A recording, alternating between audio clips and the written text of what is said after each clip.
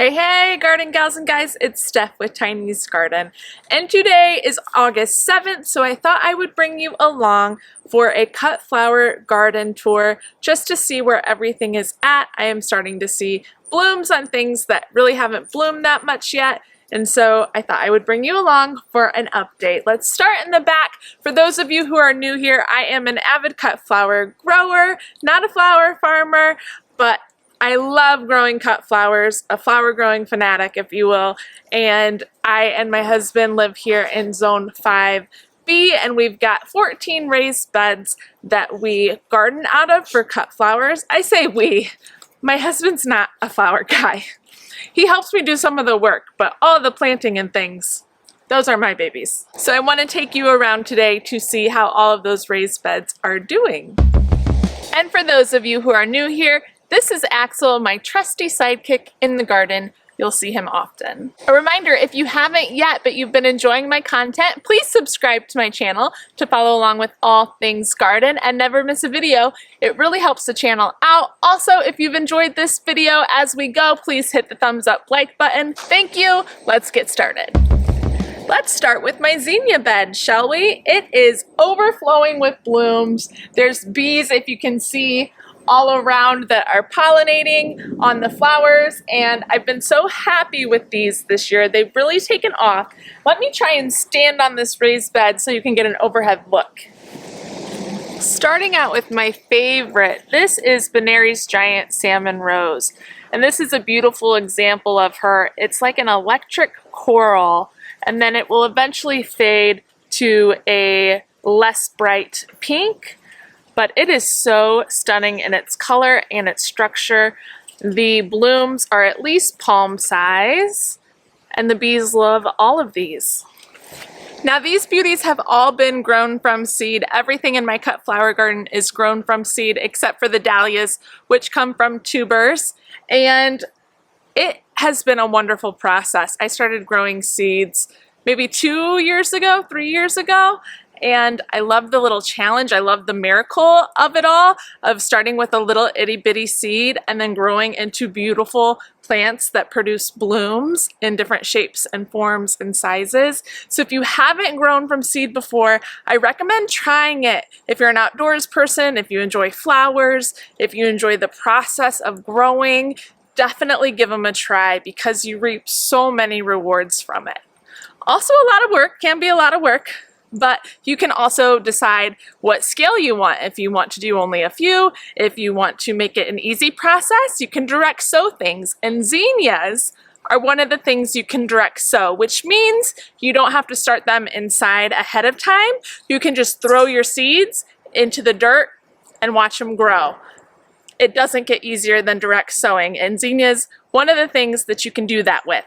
I personally start my zinnias inside because I want them to get a head start, and this year they did amazing. I've been so happy with how they produced and how they started out really healthy, but pick whatever works best for you. When I come in and cut my zinnias, I cut low on the plant, at least an elbow's length, but sometimes even lower, especially in the beginning, because the deeper I cut, the more long-stemmed blooms I'll have. More Japanese beetles. I have had, oh no, you flew away. I have had lots of problems with Japanese beetles this year, but I just take some soapy water, get my pruners and scrape them off of the plant or the bud and let them drown, really. Here is another one of my favorites, Benary's Giant Deep Red, and it is almost a not magenta, that's not the right color, but it's a little bit off red. However, I do like it better than these here, which is a scarlet. I'll show you the difference up close. Now here you can see the difference in the coloring. This is a Benary's Giant Scarlet, little more orange tint to it. Over here, these are Benary's Giant Red. So there's definitely a difference. I'm also finding that a lot of these have slightly more open petals, the scarlet, whereas the Benary's Giants are a little more closed and have layers up on layers. See how you can see through this one a little bit, and this one just looks more fuller. Just a very little difference between the two that I've noticed.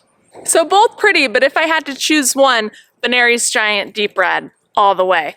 And of course, the Benary's Giant Salmon is still my favorite. I mean, she's just a rock star. What a beauty.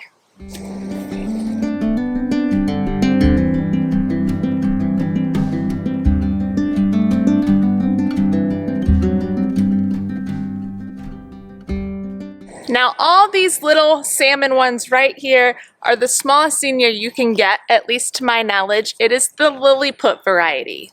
There are also Oklahoma varieties, which are bigger than the Lilliput. You can see these are not big at all. The size is about like if my thumb were wearing a hat. That's how big these are. They are a nice little accent flower in a bouquet.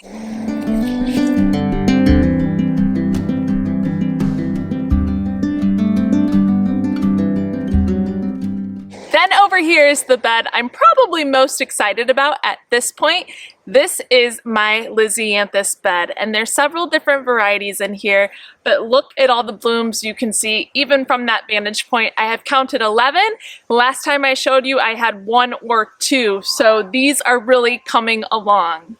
Here is some beautiful Voyage 2 white Lizianthus. Little ruffle on the petals. They're almost rose-like, but look at this one. That's pretty much completely open. So gorgeous, and will stay in a vase for a solid 2 weeks. Then over here we've got a different variety. Voyage 2 Champagne is what I believe this one is. I actually need to come in and cut some of these to put them in a vase if I want them to be. But another gorgeous color. A cream on the inside with a soft tinge of pink on the outside. This bed looks leaps and bounds better than last year. It is much more full.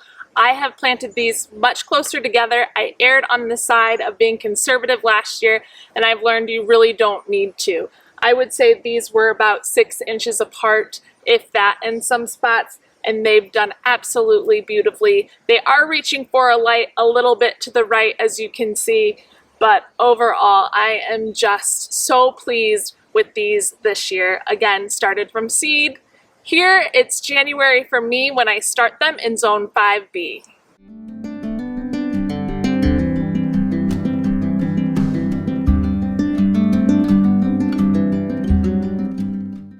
Next, we're coming down to this beautiful Snapdragon bed, which I'm thrilled is growing upwards again instead of flopping over each other. I love it when they grow upwards, and it's just a big display of color. So beautiful. But first, before we come in close, I've got to go play tennis. I'll see you right after that. And I'm back. So picking up where we left off, Snapdragons. I've got many different varieties in here. I'm going to give you an up-close look at 3 of the main different varieties I have in here and what some of the differences are. A lot of these have some bug damage on them, which I'm not loving, so I apologize for that. So let's start with the Potomac variety, and these right here are examples of beautiful upright Potomac Snapdragons. This one is Potomac Orange. Over here we have Potomac Red, and you can see that they're not bent over or crumpled. A lot of people use Hortonova netting. I have not, but I might next year, because with the rainfall, a lot of my Snapdragons have fallen on top of each other. But so far in this bed, we're starting to come upright again, which I love. Nice long stems, great color. Some of them are a single color, like this Potomac Red. Some of them are a bicolor, like this Potomac Orange. Now let me cut some of these Potomac varieties off and compare them with Chantilly and Madame.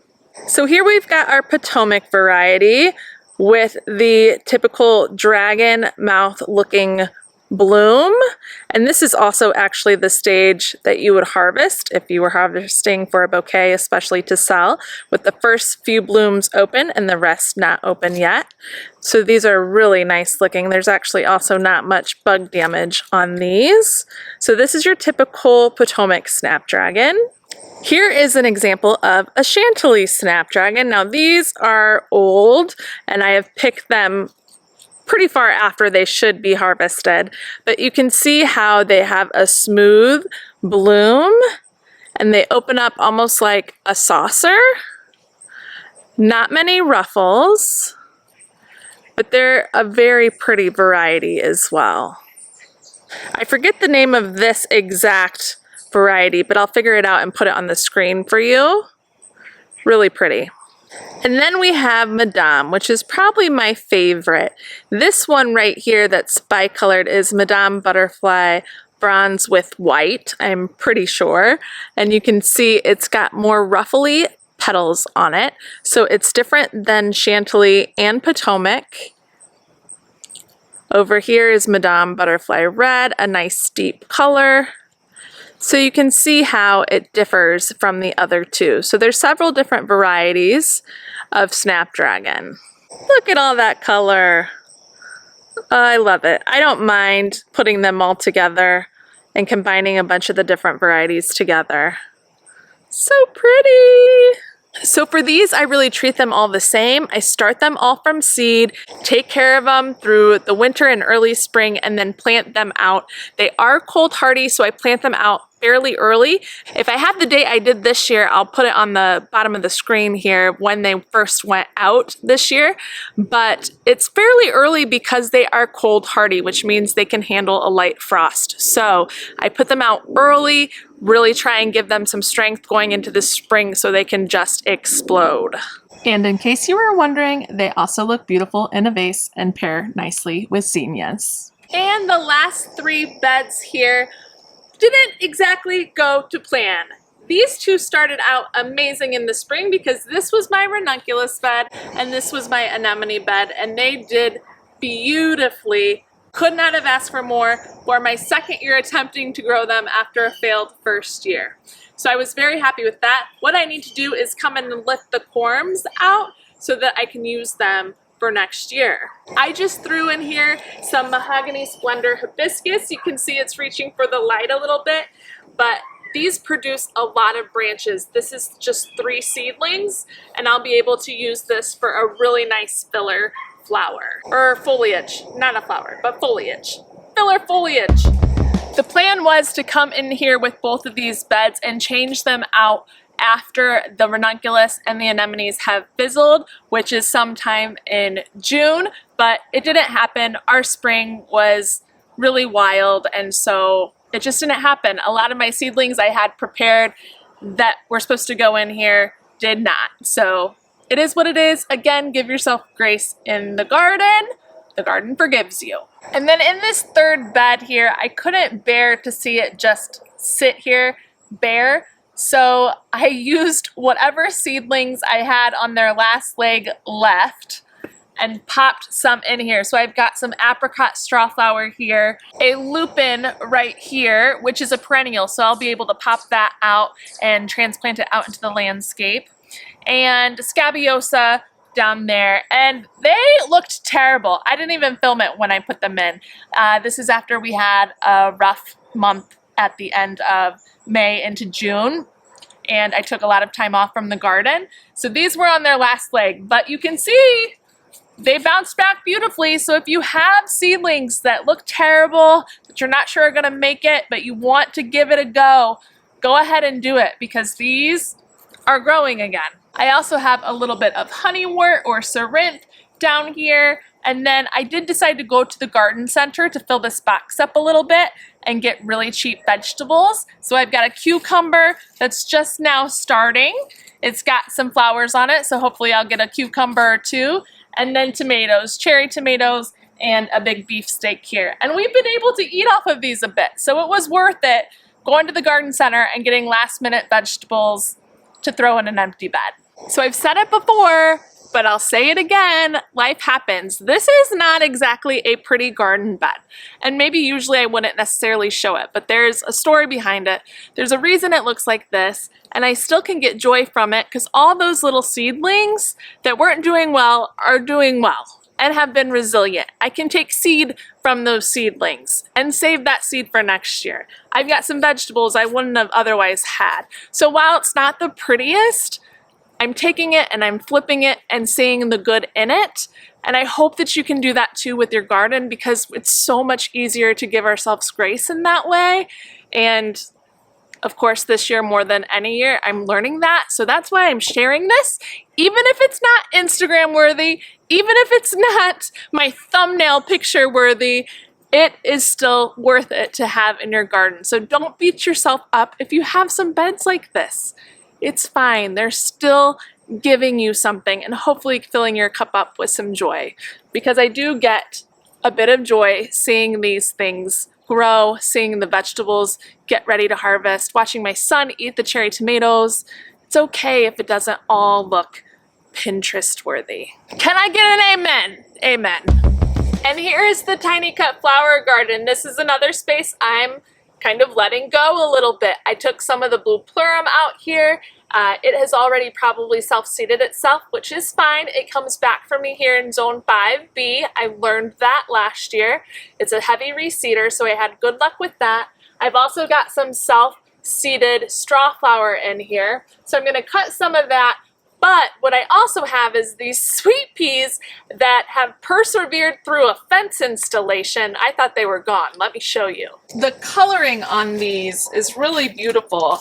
And like I said, I've let this go, so there's weeds in here. But this is Oban Bay, and it is the prettiest lavender color. I mean, look at that color. It's beautiful. It's got a tint of blue. It's just gorgeous. And then we have chocolate streamers over here, which has a maroon striping through it. And like I said, I can't believe these survived because they were trampled on big time, but I'll take it. And here you can see the chocolate streamers color, like a maroon striping throughout. Really pretty. Now a lot of these straw flowers have already gone to seed. You can see that in my hand. The bottom of each of those little yellow dandelion looking things is a straw flower seed. So I'm just gonna let them reseed as well. Ooh, look at all of that. And if they happen to pop up next year, I'll keep them in here.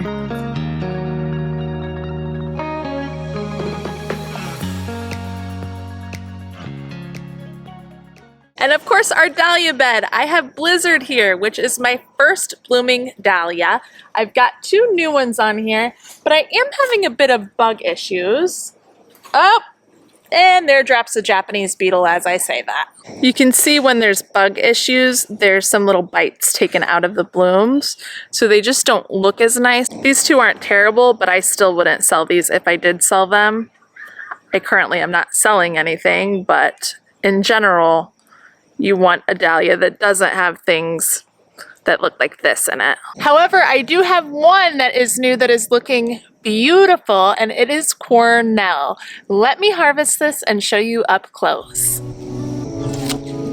As I said, this beauty is Cornell, and she is beautiful. I don't see any bug damage on it. You can see the back is still fully intact as well. There's no petals falling.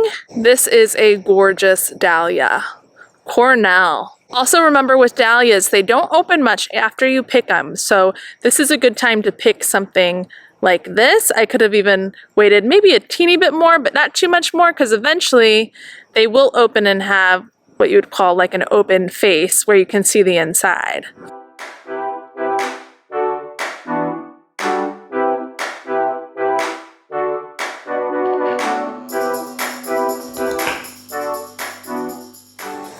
And then we've got this section up here where I have 6 other raised beds up in the front of our property. And I've got sweet peas going here, which have been beautiful. I actually just sheared them way back. They were all the way out here, reaching for the sun, but really beautiful combinations in here.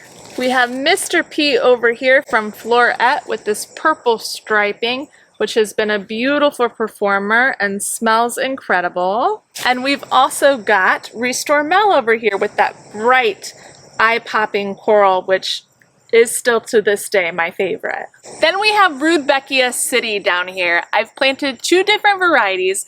This first one, which has been really fun and is the first year I've grown it, is the Chimney Rudbeckia. And it's got a variety in its blooms. It's got some that are real fine petaled, like a chimney sweeper, and then some that are a little more thickly petaled with more burgundy on the inside, or a combo of both. So this has been really fun to grow. I do recommend it. It's got a unique look, so you probably either like it or you don't like it, but it gives you something to talk about. And then over here I've got a bunch of Sahara Rudbeckia, and you can see the amount of variation within Sahara Rudbeckia. Some are all red or maroon. It's definitely not a popping red, it's more of a maroon burgundy. Some are smaller and are yellow with a slight burgundy on the inside. So you just get a big variety within each of your seedlings. And then of course you get some that are bigger with yellow and burgundy on the inside. So it's a really fun plant to grow. I definitely am going to grow it every year. So here's an example of what that Sahara Rudbeckia looks like within a bouquet. I just made this real quick for one of my husband's friends' wives. He's gonna take it in about 2 seconds from me. But it really is great in a bouquet as well.